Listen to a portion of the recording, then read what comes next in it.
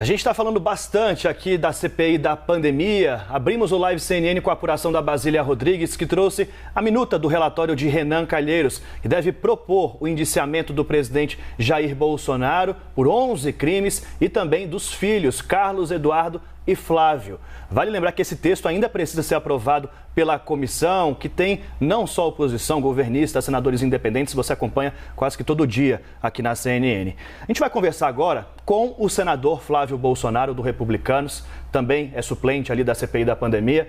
E, claro, participam dessa conversa, além de mim e da Marcela, Basília Rodrigues, Gustavo Uribe. Senador, bem-vindo ao Live CNN. Obrigado, bom dia a todos que nos assistem, a todos no estúdio. Espero colaborar, trazendo a realidade, a verdade sobre essa peça fantasiosa que o senador Renan Calheiros quer apresentar na CPI na próxima semana. Vamos lá, Basília Rodrigues trouxe um apanhado já do que a gente deve ouvir de Renan Calheiros. Basília, a primeira pergunta é sua. Senador, o senhor espalhou mentiras durante a pandemia que acabaram incitando crime ou provocando mesmo o coronavírus, né? Facilitando que as pessoas fossem infectadas pelo vírus por causa da desinformação promovida pelas fake news. O senhor fez isso? É óbvio que não. Nem eu, nem o presidente da República e nem ninguém da família. O Renan Calheiros é uma pessoa que adora descontextualizar as coisas e criar narrativas. E nada melhor para o governo do que ter alguém com o perfil de Renan Calheiros como relator de um assunto importante como esse, porque, falando eleitoralmente, ele não tem nenhum crédito para tratar disso.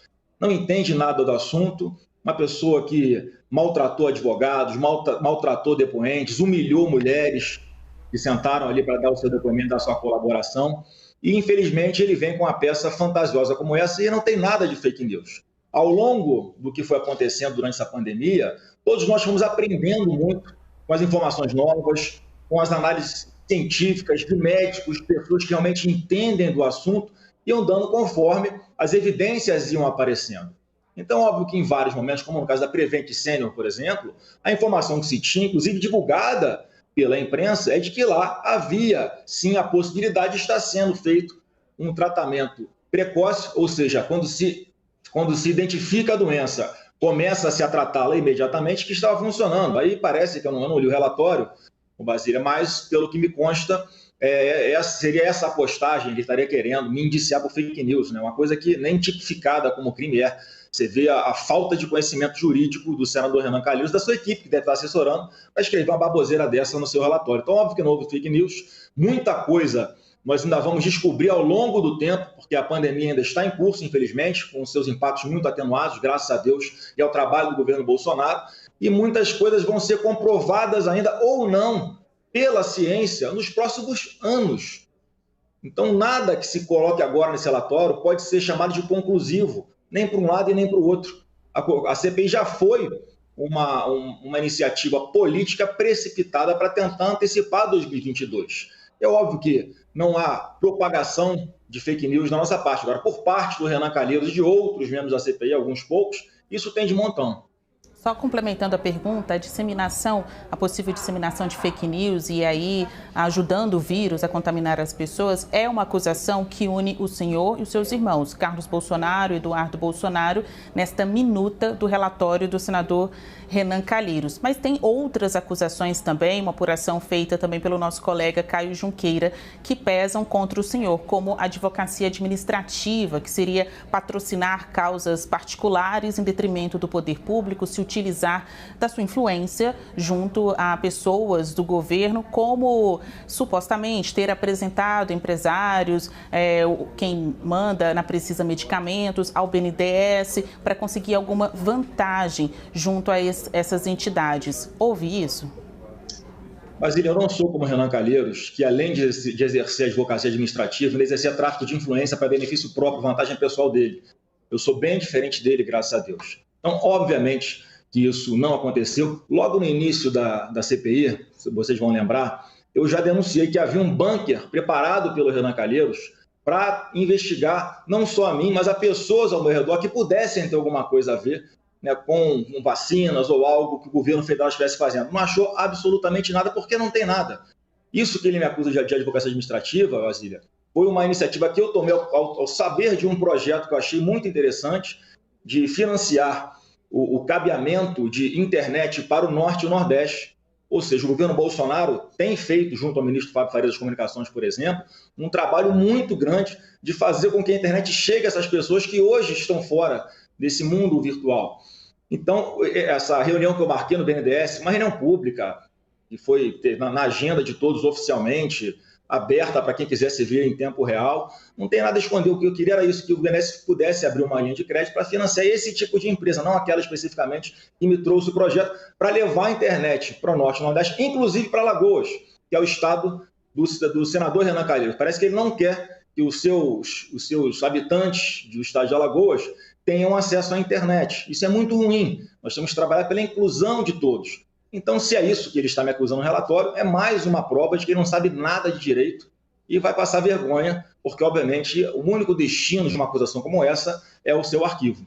Senador, além das sugestões de indiciamento que a Brasília trouxe contra o senhor e seus irmãos, também há 11 crimes apontados para o presidente Jair Bolsonaro. Claro que a CPI ela faz essa sugestão de indiciamento que depende, em grande parte, da continuidade dessas investigações da Procuradoria-Geral da República. Qual a avaliação do senhor? O Procurador-Geral da República, Augusto Aras, deve dar seguimento ao que for votado no relatório final da CPI da pandemia, principalmente contra o presidente Jair Bolsonaro? Para eu te responder, como eu li o relatório, você pode só complementar para mim a informação? Quais são, pelo menos, alguns dessas 11 acusações que ele está querendo imputar ao presidente da República? A Brasília trouxe para a gente crime de epidemia com resultado de morte, prevaricação, crime de infração de medidas sanitárias, charlatanismo, emprego irregular de verba pública, incitação ao crime, falsificação de documento particular, genocídio de indígena, crime contra a humanidade, crime de responsabilidade e crime de homicídio comissivo. Meu Deus do céu, quanta baboseira ele colocou. Ele tem coragem de botar um relatório como esse. É óbvio que nada disso prospera. Primeiro que a CPI não tem nem a competência para investigar o presidente da República. Então, mais uma comprovação de que essa é uma peça política, e como o Renan é muito próximo ao Lula e ao PT, ele já tenta usar isso como instrumento para tentar desgastar o presidente Bolsonaro para 2022. Isso, para mim, só comprova uma coisa: o tamanho, a força que está o presidente Bolsonaro. Se ele estivesse fraco, como algumas pesquisas aí tentam fazer o povo crer, ele não seria alvo de tantos ataques, inclusive bizarros, né, e totalmente sem nexo nenhum, sem legalidade nenhuma como esse que o Renan pretende fazer. Olha, como é que ele tem coragem de falar que o presidente está participando de alguma forma de assassinatos de indígenas, né, se foi o governo federal quem já conseguiu vacinar mais de 70% dos índios? Inclusive, só o Exército Brasileiro, nas Forças Armadas, melhor dizendo, é que conseguiram levar a vacina até os locais mais distantes, isolados do nosso país, lá na Amazônia, por exemplo. Ninguém tratou tão bem o indígena como o presidente Bolsonaro nessa pandemia. Uma pessoa que garantiu o auxílio emergencial, onde foram gastos mais de 300 bilhões de reais, atingindo aproximadamente 70 milhões de brasileiros, para evitar que houvesse um colapso na nossa economia, para evitar que houvesse fome, saques a supermercados. Isso é prevaricar. É inacreditável a coragem absurda, a covardia, melhor dizendo, que o senador Renan Calheiros tem de colocar coisas como essa no seu relatório. Um governo que já conseguiu distribuir mais de 310 milhões de doses a todos os estados. Mas, senador, o próprio presidente não toma vacina, diz na ONU que tem um discurso pró-vacina, mas ele mesmo disse essa semana em entrevista que não vai tomar a vacina. Como não há uma... Vamos só combinar uma coisa também. Deixa eu concluir assim, não corto no meio, não. Claro, pode continuar, senador. Eu acabo não conseguindo completar, mas eu prometo que você é mais breve nas respostas. Então, como eu estava dizendo, como é que pode um presidente que distribuiu mais de 310 milhões de doses de vacinas a todos os estados e já tem mais de aproximadamente 65% da população adulta completamente vacinada? Isso é ser genocida. Todo mundo que está me assistindo agora que tomou vacina, agradeça ao presidente Bolsonaro. Agradeça a ele. Todas as vacinas, sem exceção, que foram compradas e aplicadas no Brasil, foram viabilizadas pelo governo Bolsonaro. Aí discute se ele tinha que ter sido mais ágil ou menos ágil. O fato é o seguinte: a primeira dose no mundo que foi aplicada foi no dia 8 de dezembro na Inglaterra. No dia 17 de janeiro, a primeira pessoa já estava sendo vacinada aqui no Brasil, imediatamente após a Anvisa conceder o uso emergencial da vacina que foi a Coronavac, a primeira a ser aplicada. Então não tem absolutamente nada que pare de pé contra o presidente Bolsonaro. Agora, o fato de ele não agora ter anunciado que não pretende se vacinar, ele pode ter falado isso nesse momento, porque ele está imunizado. Os anticorpos dele estão muito fortes, presentes. Então, o médico dele deve ter orientado dessa forma que ele, nesse momento, não precisa tomar vacina. Eu, por exemplo, tomei a minha segunda dose ontem. Já tive Covid, tomei a primeira dose, esperei passar o tempo correto, tomei a segunda dose ontem aqui em Brasília. Então, como ele sempre falou, é uma liberdade de cada um toma se quiser. Ele está optando por, nesse momento, não tomar. Eu sou filho, optei por tomar a vacina. A esposa dele, a primeira-dama Michele, optou por tomar a vacina. Então, quem dera se todos os brasileiros seguissem o exemplo do presidente da República. Porque, graças a Deus, não seguem. Sabe por quê? Porque, por exemplo, quando os exemplos são ruins, como o presidente Lula, era para a população inteira ser cachaceira. E não é, porque não segue o exemplo dele. Era para a população inteira ser ladra, mas não é, porque não segue o exemplo do Lula. Então, nesse caso, o Bolsonaro, apesar de ele não dar o exemplo pessoa física de tomar, ele está garantindo a todos que queiram se imunizados com a vacina, tenham ela à disposição. Senador, Marcela, bom dia. Vamos falar agora um pouquinho sobre a sabatina do André Mendonça para a vaga aí do Supremo Tribunal Federal. Tem uma expectativa grande para que isso aconteça. O presidente da CCJ, senador Alcolumbre, ainda não pautou isso. Está um entrave em relação a essa questão, né? Muita pressão para que ele paute, ele não quer pautar. O senhor também, inclusive, está tentando intermediar um almoço entre o presidente e ele, o que acabou não acontecendo ainda. Como é que está o andamento dessas negociações? O senhor acha que, de fato, essa sabatina vai acontecer? E o nome de André Mendonça está mantido pelo presidente Jair Bolsonaro? Será ele o indicado para essa vaga do Supremo? Bem, vamos lá. Em primeiro lugar, sobre o almoço, em nenhum momento eu tratei com o Davi sobre almoço com o presidente. O que eu estava tratando com ele, que eu acho que é muito importante, é que haja, sim, uma reunião, né, olho no olho, o presidente Bolsonaro e o senador Davi Alcolumbre, para que possam aparar quaisquer possíveis arestas ali e definir que se paute logo essa sabatina. Tá? E é óbvio que há ali um descontentamento, e acho que o que atrapalhou um pouquinho que isso já pudesse ter sido resolvido foi essa troca de farpas públicas. Eu acho que os dois poderiam ter evitado isso, mas já que aconteceu, acaba arrefecendo um pouquinho mais a vontade, né, ou a disposição de pautar a indicação do André Mendonça, e não tem uma solução diferente a não ser pautar, porque o presidente Bolsonaro já falou que não vai retirar a indicação, o indicado, o André Mendonça, já disse que também não vai desistir, então acho que só cabe como alternativa fazer com que o Senado avalie no seu colegiado se aprova ou não aprova o nome de André Mendonça. Então, o meu trabalho tem sido esse, de amenizar. Eu só queria fazer uma preliminar aqui também, porque eu acho que nessa história o próprio senador Davi Alcolumbre acaba sendo um pouco injustiçado. Eu vou explicar. Não é por causa de uma coisa que, obviamente, nós não concordamos com o que ele está fazendo com relação ao André Mendonça, mas foi uma pessoa que foi muito importante para o governo, inclusive enquanto presidente, né, do Congresso Nacional, do Senado. Ele viabilizou a aprovação de reforma da Previdência, que foi o que garantiu, por exemplo, nós termos fôlego financeiro e de recurso, dinheiro, para poder amparar a população brasileira durante a pandemia. O Davi foi muito importante, por exemplo, na questão da capitalização da Eletrobras. É uma pessoa que foi fundamental, junto com o presidente Bolsonaro, quando houve o apagão lá no Amapá, os dois conseguiram juntos amenizar o sofrimento da população amapaense. Então, eu quero fazer de público aqui esse depoimento da importância que sempre teve o senador Davi Alcolumbre junto ao presidente Bolsonaro e para o Brasil. Então, sempre foram pessoas que se deram muito bem. Então, eu fico realmente assim, muito ressentido de que uma situação como essa esteja causando esse tipo de desgaste. Por isso, meu empenho, meu trabalho de reaproximar para que eles possam sentar e definir uma data. Eu acredito, sim, que o senador Davi ele vai, enfim, com os critérios dele, no tempo dele, tomar a decisão de pautar o André Mendonça, se Deus quiser, ainda esse ano. Porque acaba atrasando um monte de coisa, isso acaba gerando contratempo, por exemplo, na votação nós estamos lá guardando de embaixadas, as votações de agências, de conselho, o CNMP e o CNJ, por exemplo, daqui a pouco vão ficar sem quórum para deliberar as pautas que precisam ser deliberadas, enquanto o Senado não votar, não sabatinar e aprovar os nomes que foram indicados para esses conselhos, por exemplo, para a própria CPM. Então, eu quero fazer esse depoimento pessoal, né, e publicamente aí pedir também ao senador Davi que possa, o quanto antes, se ajustar com o presidente Bolsonaro, óbvio, mas no tempo dele, porque a situação que está sendo realmente muito, muito dura, é muito constrangedora, eu acho, e acaba trazendo transtornos desnecessários nessa relação toda. Eu tenho certeza que pelo bom relacionamento que eles sempre tiveram e continuarão tendo, isso vai se resolver muito em breve. Senador, depois desse depoimento e essas falas elogiosas a Davi Alcolumbre enquanto presidente do Senado, por que o senhor então avalia, a que o senhor atribui essa demora de Davi Alcolumbre em marcar a sabatina de Mendonça, 3 meses já de espera? É político? Óbvio que é político.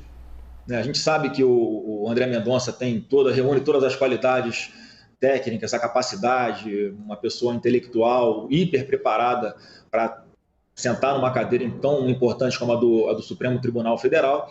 Eu acho que o ponto nevrálgico ali é a preocupação que, como o Senado faz uma análise política dos nomes que são indicados, é óbvio que muita coisa pesa ali. O que eu vou falar aqui agora, eu peço que haja uma atenção especial para que não seja distorcido. Porque o que eu vou falar é o seguinte, há uma preocupação, no meu ponto de vista, de muitos senadores, com a forma como o André Mendonça trataria a política. Então, vou traduzir para que não haja margens para interpretação. Tratar bem a política não é passar a mão na cabeça de políticos corruptos. Tratar bem a política é tratar com isenção, dentro da lei. E aí, as pessoas que decidem dessa forma, dentro da lei, dentro da Constituição, que são chamadas de garantistas, é essa preocupação com relação ao André. Se é uma pessoa que é garantista ou não é garantista. Isso não é cada senador pensando individualmente. É pensando na política. A política que resolve tudo. É a política que eu tenho certeza vai resolver esse impasse com relação à sabatina e à aprovação ou não do nome de André Mendonça para o Supremo. Nesse aspecto que eu falo. Então, a preocupação que eu enxergo política, de alguns senadores é essa. Repito, não é com relação à impunidade, a passar a mão na cabeça de político que fez besteira. Não é isso. É tratar a política sem preconceitos, porque no fim das contas é sempre a política que resolve as coisas e dá um bom rumo ao Brasil. Senador, nosso analista de política Gustavo Uribe também participa da conversa. Bom dia, senador. Senador, o senhor disse na primeira resposta sobre a pandemia do coronavírus de que é um processo de aprendizado. O poder público aprendeu, a iniciativa privada também. À luz dos fatos de hoje, passada a fase mais aguda da pandemia do coronavírus, que erros o senhor aponta na condução do combate ao coronavírus pelo governo federal? Eu acho que o principal é a comunicação. Se nós tivéssemos aí dado publicidade melhor e comunicado melhor tudo que nós fizemos ao longo desse tempo todo, eu acho que uma pessoa como Renan Calheiros jamais teria coragem de botar essa atrocidade que ele está botando num relatório como esse, mesmo sabendo que o presidente da República não pode ser objeto de investigação numa CPI. Eu acho que esse foi o principal problema, porque essa população saberia, e teria mais tranquilidade e acho que seria levado menos a pânico. Eu acho que isso foi um grande problema e um erro também de alguns veículos de comunicação. Levaram o pânico em demasiado para dentro das casas. Porque havia estudos técnicos científicos mostrando, por exemplo, que o lockdown completo, que os resultados estão aparecendo agora, desemprego, alta de inflação, alta de preços, podiam ter sido evitados se nós tivéssemos feito algo de meio termo. As pessoas mais idosas, com comorbidade, tivessem uma atenção especial e nós, com as devidas cautelas, pudéssemos ter deixado a população menos vulnerável, pudesse tentar, pelo menos, levar essa vida mais próximo do normal possível. Esse pavor, esse pânico que foi levado para dentro das casas, também matou muita gente de depressão, também desencorajou muita gente a voltar para o emprego, perdeu o seu emprego. A gente sabe como é que é difícil a geração de empregos. Apesar disso, mesmo dentro de uma pandemia, só esse ano até agosto, já foram gerados mais de 2,2 milhões de empregos. Por exemplo, nós tivéssemos comunicado melhor, talvez tivéssemos evitado, Gustavo, um pouquinho mais do desemprego, podíamos ter menos desemprego, como o BEM, que é o programa de benefício aí que o governo federal aprovou junto com o Congresso Nacional e permitiu o acordo entre as empresas e os empregados. Foram feitos mais de 10 milhões de acordos só no passado, mais de 3 milhões de acordos só esse ano, com a negociação direta entre eles, permitindo que fosse reduzida a carga horária, fosse suspenso o contrato de trabalho por algum período, enfim, garantimos que mais de 13 milhões de empregos por baixo fossem perdidos aqui no Brasil. Então, acho que faltou esse tipo de comunicação, sim. Senador, esquecendo só um minuto, esquecendo a CPI, se me permite uma última pergunta, esquece a CPI, olhando para as famílias das 600 mil vítimas do coronavírus, o único erro do governo foi o de falta de comunicação? Eu acho que foi um dos principais. Agora, sem dúvida alguma, como é que algum governante, algum chefe de poder executivo já lidou com pandemia alguma vez na sua vida? Então, querem cobrar do presidente Bolsonaro uma postura e respostas como se estivéssemos em tempos normais. Não é fácil tomar decisões. Então, quando aparecia alguma coisa que dava esperança para a população, o presidente Bolsonaro acreditava naquilo e buscava, né, dar celeridade para que aquilo viesse a mostrar um resultado prático. Por exemplo, a questão do tratamento precoce, né, que é tão criticada aí por todos, não tem comprovação científica. É óbvio que qualquer doença que você comece a tratar no início, e isso é o tratamento precoce, quanto antes você começar a tratar, melhor. Né? Você descobre um caroço no seu peito. Aí você vai esperar virar uma laranja, uma melancia para ir fazer o exame para ver se é câncer de mama? Não. Você tem que, o quanto antes, ir lá e tentar conseguir um acompanhamento médico, uma orientação médica para aquilo. Agora, como é que o médico, logo no início, vai orientar alguma coisa de uma doença que ninguém conhece? Então, foi-se, sim, fazendo várias tentativas de que os remédios que já tínhamos à disposição pudessem ir sendo testados, e assim foi feito. E, por exemplo, eu tomei a cloroquina, tomei hidroxicloroquina, tomei azitromicina, tomei o zinco, vitamina D, quando tive Covid. E fiquei bem. E aí fui ironizado por alguns senadores, inclusive no lista CPA, se você tivesse tomado chá, o resultado ia ser o mesmo. Peraí, como é que você sabe que o resultado ia ser o mesmo? Se a doença não tem tratamento, o que é que a pessoa vai fazer no hospital? Para que precisa de UTI? Como nós, como governo Bolsonaro, conseguiu garantir dezenas de milhares de vagas de UTI para que as pessoas não morressem nos hospitais, porque algum tratamento tem que ser feito. Os sintomas, as consequências da doença iam sendo combatidas. Quando você está com resfriado, você sente uma febre, você não toma um remédio para diminuir a temperatura? Isso vai curar o seu resfriado? Não, mas baixa a temperatura. Então você vai para o hospital com Covid, você vai tomar um remédio que vai segurar a inflamação acelerada do seu pulmão, por exemplo. Aí você precisa de respiradores, sempre com acompanhamento médico. Então houve sim uma politização exagerada, e não é por parte do presidente Bolsonaro, é por parte de quem não gosta deles, por parte de quem não está nem aí para o Brasil e só pensa em atacar o presidente Bolsonaro. Essa confusão, sim, foi um dos grandes fatores, né, que, se fosse evitado, poderia ter amenizado os danos da pandemia, no meu ponto de vista. Então não adianta querer achar um responsável. E quando o Renan Calheiros bota no seu relatório uma tentativa de iniciar o presidente da República por genocídio, ele tinha que ter vergonha de colocar um negócio como esse. Você pega o relatório da CPI, né, de qualquer país do mundo, na Alemanha, Inglaterra, ninguém tem a coragem de colocar isso, porque viu o esforço de todos os governantes do mundo em amenizar a dor e tentar evitar a morte, como fez o presidente Bolsonaro aqui também. Só que o Renan Calheiros não está nem aí para a população, ele está pensando em 2022. Então é um relatório sem crédito nenhum. E o que pôde fazer, o que estava ao seu alcance, o presidente Bolsonaro fez. E duvido que alguém sentado naquela cadeira fizesse melhor. Uma pessoa que tem um coração gigante, uma grande sensibilidade, o seu modo, né, pode ser considerado de comunicar, pode ser considerado por alguns, ele é uma pessoa grossa, mas é uma pessoa correta, honesta, séria e é sensível aos problemas da população. Por isso que ele bancou sozinho e apanhou como ninguém ao defender que a questão do emprego tinha que ser tratada ao mesmo tempo e com a mesma importância que a questão do vírus. E hoje nós estamos vendo o resultado, e ainda assim as pessoas que pediam para que todos ficassem em casa, que gerou desemprego, que gerou alta de alimentos, porque houve uma procura maior, que gerou uma série de transtornos que agora nós estamos sentindo, acusam o presidente Bolsonaro de ser o responsável por isso. Olha, é um negócio assim esquizofrênico. Qualquer pessoa com 2 neurônios consegue enxergar isso. Então, eu tenho a convicção de que esse relatório vai ser muito debatido na comissão.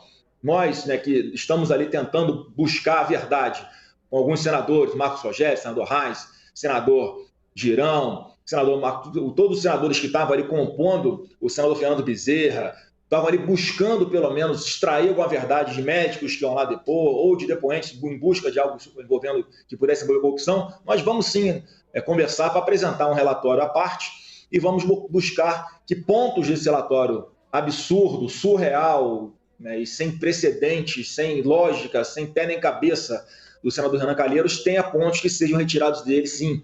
Então a discussão vai ser grande, o debate vai ser grande.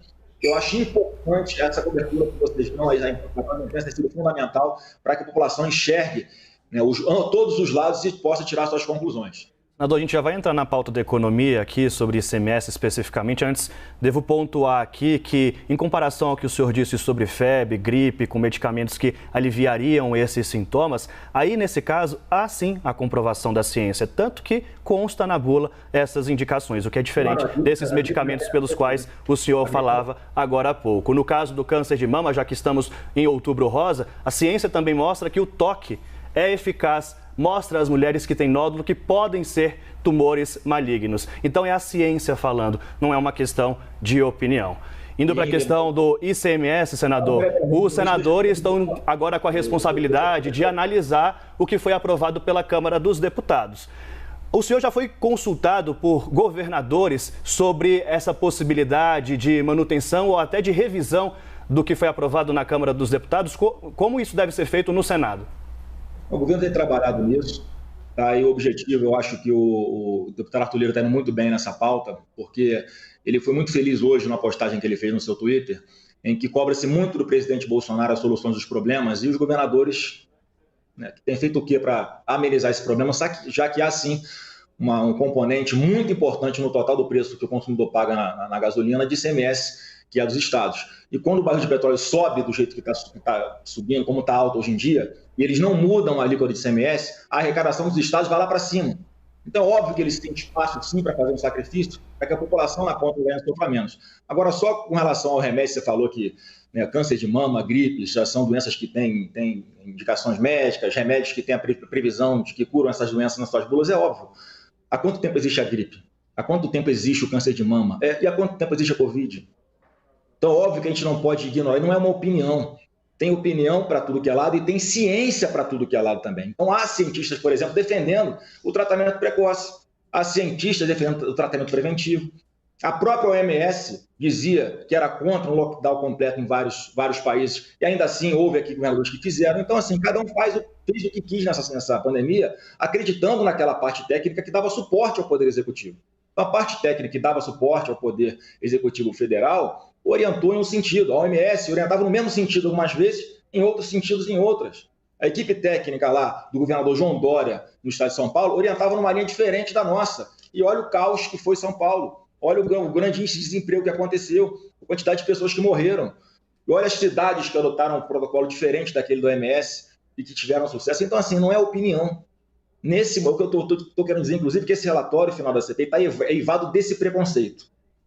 Esse preconceito não pode ter num relatório final de CPI, porque muita coisa ainda vai se descobrir o que é certo e o que é errado.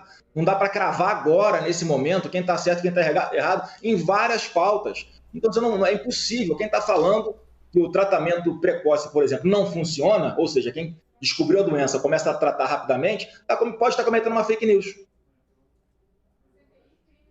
Mas no caso, senador, o tratamento precoce, ele é comprovadamente ineficaz, não é comprovadamente, né? Me desculpe, não é comprovadamente ineficaz.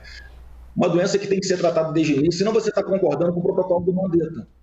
Espera ter falta de ar em casa e vai para o hospital. Quando você chega no hospital com o seu pulmão totalmente comprometido, você já tem chance menor de sobreviver. Se você tivesse sido antes feito o tratamento precoce, como o próprio, em outras palavras, todo mundo orienta, sentiu qualquer sintoma, vai para o hospital. Para quê? Para fazer o tratamento precoce. O tratamento precoce é uma série de coisas que o médico vai indicar, não é só cloroquina, ivermectina, não é só isso. Sabe, é um monte de remédio, como eu falei, vai impedir a inflamação do seu pulmão, vai botar um ar mais puro para dentro do seu pulmão, vai tratar trombose, vai tratar um monte de coisa doenças no coração, um monte de órgão que você tem que fazer um tratamento o mais rápido possível. Isso é o tratamento precoce. Vocês têm que ajudar a esclarecer a população com relação a isso. Qualquer doença no mundo que você descobre, você tem que tratar o quanto antes, porque com a Covid seria diferente, não tem lógica. Por isso que eu falo, não há uma comprovação científica de que o tratamento precoce não funciona. Se funciona para todas as doenças que você trate assim, que descubra por que com a Covid seria diferente. Então, uma tentativa de criminalizar, de culpar o presidente Bolsonaro, porque atrela assim, ivermectina, hidroxicloroquina, não sei o quê, ao tratamento precoce, não é verdade. Entreviste qualquer médico, fale com a quantidade de remédios que eles têm à disposição, que não estão na bula como sugestivos para tratar a Covid, mas estão sendo usados e estão tendo algum tipo de eficácia, dependendo do organismo de cada um que eles estão tratando. A vacina, por exemplo, ela tem uma eficácia para o brasileiro, a mesma vacina. Você pega a mesma vacina, ela tem eficácia para o brasileiro diferente da que vai ter para o chinês da que vai ter para o japonês, para o americano, para o australiano. Os nossos organismos são diferentes, os nossos hábitos alimentares são diferentes. Então, muita coisa ainda vai vir à tona sobre a melhor forma de tratar a pandemia. Por isso que eu acho precipitado querer pré-julgar alguém por atitudes que tenha tomado, que sequer ter comprovação de que elas não funcionaram ou que elas já têm a comprovação científica que não funcionam. Podem ter comprovação científica de que funcionam muito em breve. Senador, obrigado pela entrevista aqui ao Live CNN. Basília Uribe, obrigado também. Um abraço a todos. Reforçando até aqui que a própria Conitec, né, o Dr. Carlos Carvalho, indicado pelo ministro Marcelo Queiroga da Saúde para fazer esse estudo sobre esses medicamentos do kit Covid, apresentou o parecer que não foi votado ainda, mas que traz a não recomendação de uso desses medicamentos, a ciência mostrando que não há recomendação desses medicamentos para a Covid-19.